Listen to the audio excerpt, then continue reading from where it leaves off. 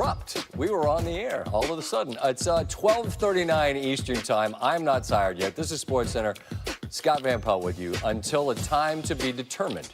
Happy to be with you following the NBA draft. Live reaction from Woj, Windhorst, Russillo, Schmitz, here to help us try to make sense of the draft. Plus, Kawhi at the Blue Jays game. He and the reigning champs tied into the draft day one big thing.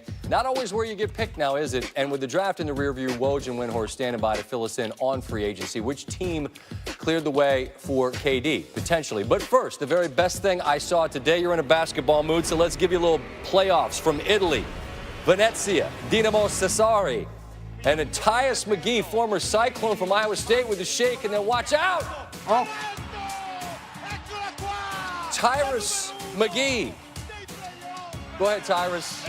Shake down the lane, and go ahead, Dirk. Shut it down! That's an underutilized drop. Poor 50 has to quit. That guy. Wow! McGee had 10. Sassari forces a game 7 Saturday with a 10-point win. That was international basketball. That was in Italy, by the way, if I didn't mention that.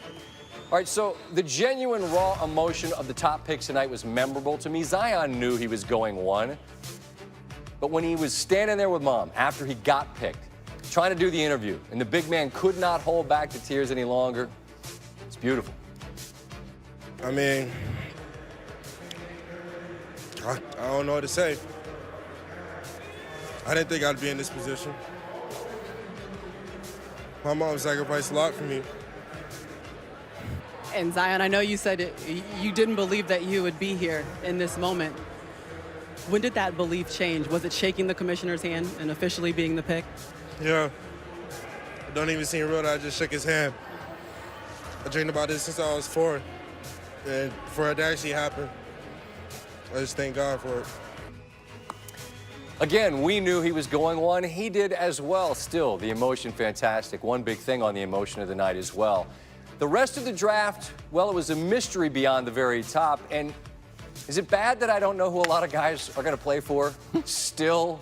Like right now, I feel like it's my job to know that, but I honestly don't really. So many players are being drafted by one team who are drafting for another team, and they have to wear the hats for the teams they aren't going to play for.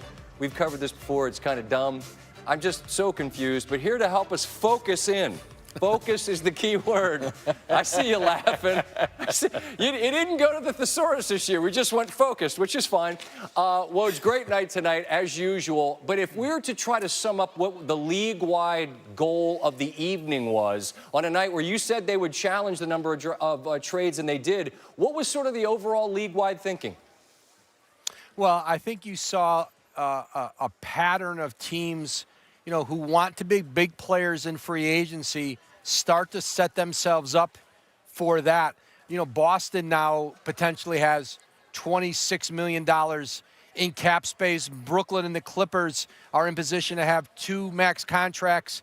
You know, the Lakers went out and bought a pick, and, you know, they're starting to fill out their roster. But this draft, in a lot of ways, is very much a prelude to what's coming in July, and I thought that both New Orleans and Atlanta really helped themselves. Atlanta's done a terrific job in these last 2 drafts. Woj, I'm begging you as a friend, just turn your phone off. Go to bed. Just for 6 hours. Give yourself a 6-hour window and then wake up and fight again another day, all right?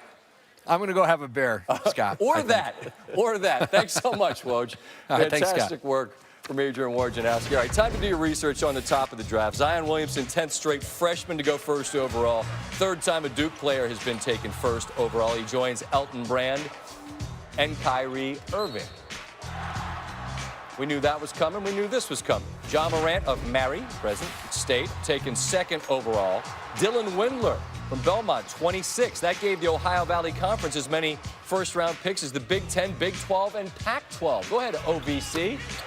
We see you out there, and all told, the ACC had 6 of the 14 players taken in the lottery. That sets a record for the most picks in a lottery for a single conference. Kobe White and Cam Jordan taken out of Carolina. Here's White at the podium when he found out his teammate went 11th. Cameron Johnson just went 11th. How do you react to that news? He went what? 11th Cam in the Johnson draft. 11th. Yep. It's right on the screen right there. Wow. Wow. Wow, bro. That's crazy. That's so love, bro. Because if y'all know Cam, you don't know how hard Cam worked. And, you know, it's a lot of people that doubt him. But, wow, bro, it's that's crazy, bro. Wow, that's so crazy. It would have been crazy if Cam Jordan was picked. Cam Johnson was. If I misspoke, my apologies there. But the emotion's so cool. Ryen Russillo is back. And when you came in tonight, around 7 o'clock, you said, look, it could be a free-for-all, right? And that's before Cam goes at 11, Okeke out of Auburn goes 16. As these picks are coming in that do seem kind of out of left field, like, how are you processing this in real time? So all the calls you make leading up, then it heats up the last couple of days, you start getting, you know, whatever you think is real or some of the stuff that isn't going to be real. And you're like, this thing's all over the place. Like, even with the top 10 picks, you kind of knew the names, but then you knew around 10 or 11, it didn't make any sense. Like, Rui Hachimura is a perfect example, okay? So he was somebody that was thought to maybe go 10, maybe Charlotte was trying to move up at 12 to go ahead and get him. I called 2 other teams, they go, we have picks in the 20s and we wouldn't even take them. So then you're thinking, well, wait, this is all, like, teams were all over the place in their evaluations after, say, the top 8 players.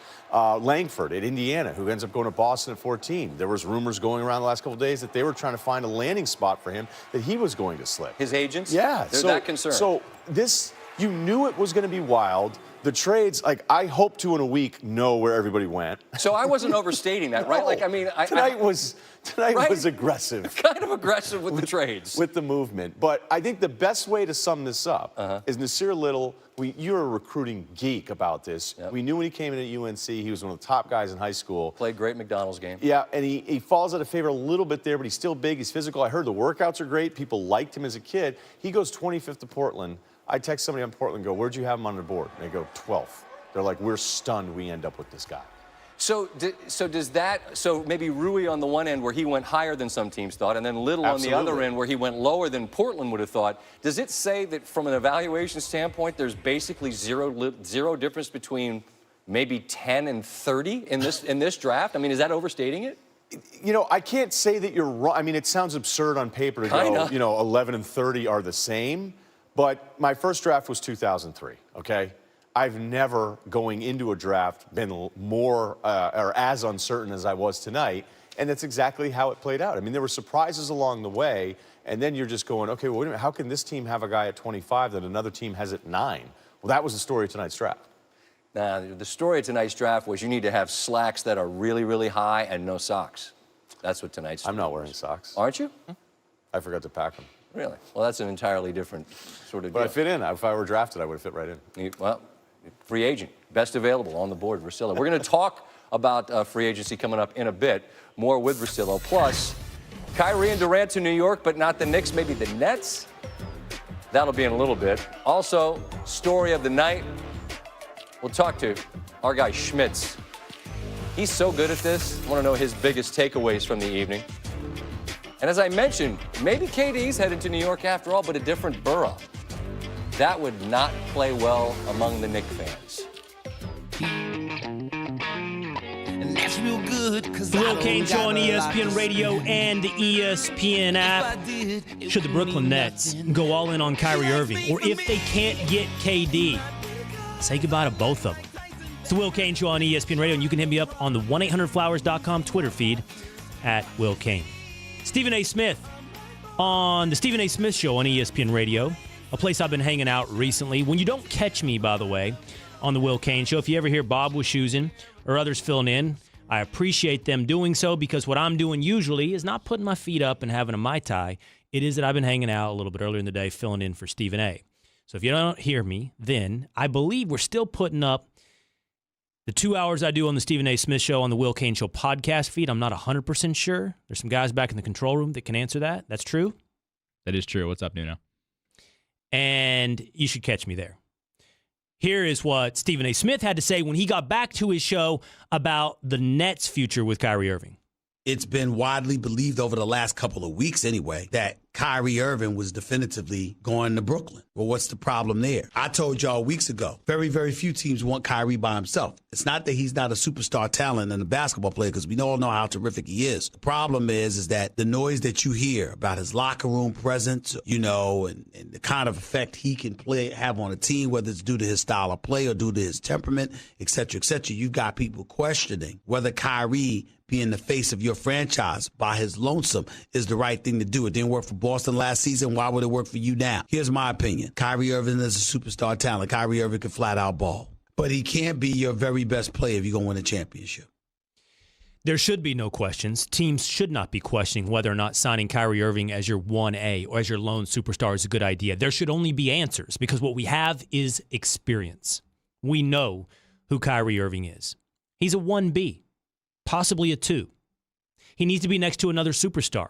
He needs to be next to a LeBron James or a Kevin Durant.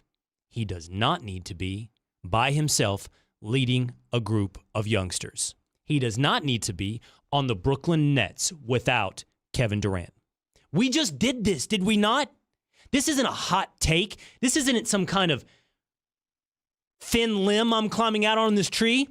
It's the kind of smarts that keeps you from getting burned by a stove twice. You put your hand on it, hot. Second time, if you touch it again, that one's on you. Kyrie Irving was just on the Boston Celtics as the 1A around a bunch of young dudes who had accomplished something and had some veteran leadership presence you thought would thin it out or soften it up, even out the edges in Al Horford. And what happened? They were less than they were before Kyrie Irving. Why would you create the exact same scenario just to the southwest in Brooklyn? A young team that had accomplished something. Karis LeVert, Jarrett Allen, Spencer Dinwiddie, D'Angelo Russell if he's back. Young guys, just like Jason Tatum, Jaylen Brown, Terry Rozier, Marcus Smart. Young guys who made their way to the playoffs, with a veteran leadership presence to soften the edges. We had him on the show, here on the Will Cain Show just the other day, and Jared Dudley. Why would you do in Brooklyn what you did in Boston? It's a mistake. Don't burn your hand twice. As former President George W. Bush said, fool me once, shame on you. Fool me twice, can't get fooled again. That's how Bush said it, something like that. It's fool me once, shame on you. Fool me twice, shame on me. Don't let the shame be on you, Brooklyn. Now, if you can get Kevin Durant, yay, good. Off and running. 1A, 1B paired together. Put that with the young guys, and you're set. And reports are Kevin Durant staying in New York City for the rehab of his Achilles rupture. And I believe I saw that he's also been operated on by the New Jersey Nets team physician. You might have some good insight there. Might be some good connections. And if you can get Kevin Durant, then you get Kyrie Irving to go with him. But we know from experience that you probably don't want Kyrie Irving as the best player with a bunch of young guys around you. We know from experience. It's brought to you by Farmers Insurance. Stay ahead of the game. Find an agent at farmers.com. I'm going to hit up the Shell Pennzoil Performance line here, but before you do, can we correct the quote, by the way? What quote? It went like this. There's an old saying in Tennessee. I know it's in Texas, probably in Tennessee. They say, fool me once, shame on you. Fool me, you can't get fooled again. That's the correct quote, George W. Bush quote. I think I was pretty close. While we're talking about quotes, can we also do this one, Nuno? Can we discuss Kyrie Irving's apparent quote to Brad Stevens going into a team meeting? There were reports a few days ago that on the way into a team meeting, Brad Stevens, I believe Doug Gottlieb said this the other day on his radio show. Brad Stevens was saying good morning to guys. Hi, how are you? Welcome. Let's go look at film session. And Kyrie Irving said to Brad Stevens, what is your definition of government? Or what does government mean to you? Brad Stevens fumbled around. I don't know. What does it mean to you, Kyrie? It means control. This dude's so super woke. This dude's so college sophomore, just read a book. This dude is insufferable. Wouldn't he be? But he would be perfect in Brooklyn. Right? That's the feeling you get when you're in Brooklyn. So I think he would work. Oh, if you're very much woke, there is no such thing as distraction. Okay. So you're saying perfect fit in the Brooklyn Heights, Dumbo, Williamsburg, Brooklyn hipster community, Kyrie Irving, you got a new hero, Brooklyn. Exactly. Oh, if you're very much woke, there is no such thing as distraction. Okay. I have a question for you guys, okay? Let's go one at a time really quickly. Cerruti, what does the word government mean to you? Means control. Nice. Nuno, what does government mean to you? The man. It's a good one. It's good. Now, Bubba, in the woke fest, what does government mean to you? Just great guys. Just great guys. Classic Bubba. Just great guys all around. Classic pro management Bubba. Pro management Bubba. That's right. The guy that goes and tells Marcia everything we do wrong after every show. Pro management Bubba. Obviously, not very much woke. All right, coming up, the Celtics just ran that experiment with Kyrie Irving. Can they save their offseason?